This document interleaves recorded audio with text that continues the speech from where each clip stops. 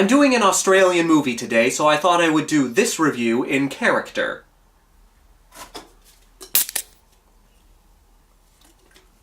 G'day! Watch it, Alan, I'm shooting.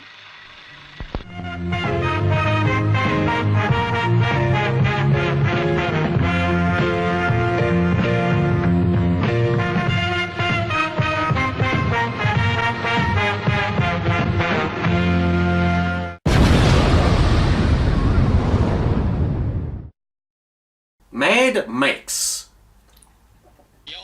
Oh my god, what happened? I don't know, man. I just got here myself. Please forgive the horrible accent. The Mad Max films are probably the most notorious Australian movies. With Fury Road winning a total of 6 Academy Awards, the series has only gotten more praise over the years. But this is where it all started.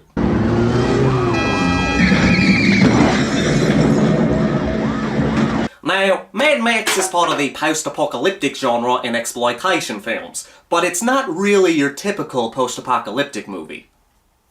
One second.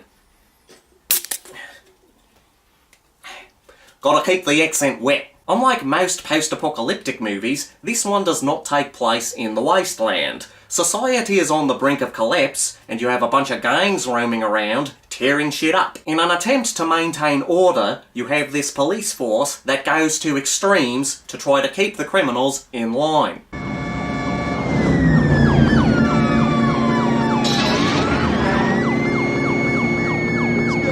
The plot is your basic vigilante flick. Our main character Max, played by then unknown actor Mel Gibson, gets on the bad side of a motorcycle gang.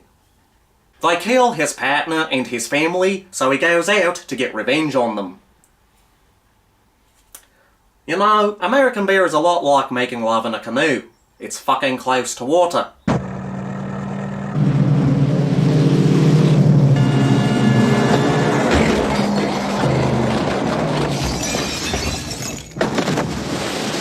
If you're going into this movie expecting a full-blown post-apocalyptic movie, you're going to be disappointed. You'll get more of what you're looking for in the sequel, Road Warrior.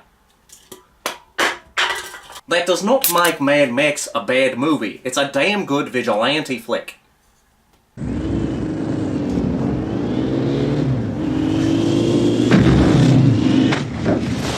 The motorcycle gang is so savage. Watching them tear through these cars to get to the people inside.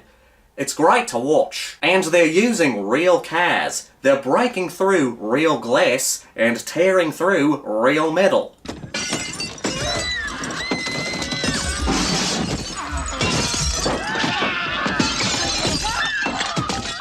This is the movie that made Mel Gibson into a star. Before he was Sergeant Riggs from Lethal Weapon, or filming Jesus getting the crap beaten out of him, he was Mad Max. Mel Gibson has always had a good pair of crazy eyes. This is the origin of the Sergeant Riggs crazy stare. I'm scared, Thief. You know why? It's that red circus out there. I'm beginning to enjoy it. What is this, Bunny Week? Look, any longer out on that road and I'm one of them, you know? It takes a while to get to the vigilante action. It doesn't really show up until the third act, but we still have enough in this movie to keep us entertained. Let's get to the car stunts. If you're looking for quality car crashes, this is the movie for you.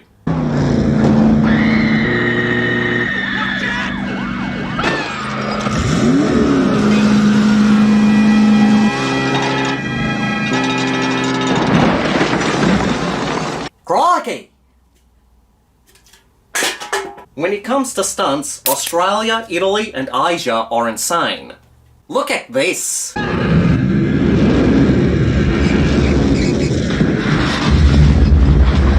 Crikey! The stuntmen in Australia were batshit crazy. Look at this scene from Man from Hong Kong.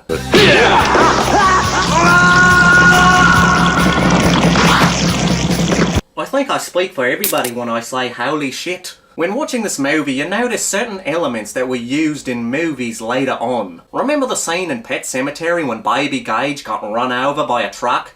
Well, instead of seeing a baby getting hit by a truck, they showed a shoe rolling into the road. We get the same thing in Mad Max.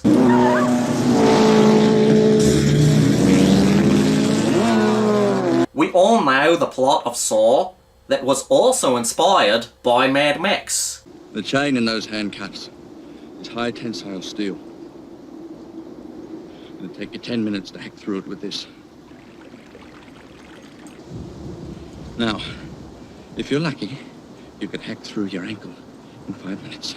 I can't say that Mad Max is my #1 favourite Australian exploitation flick, but it is up there. 1 second. Okay.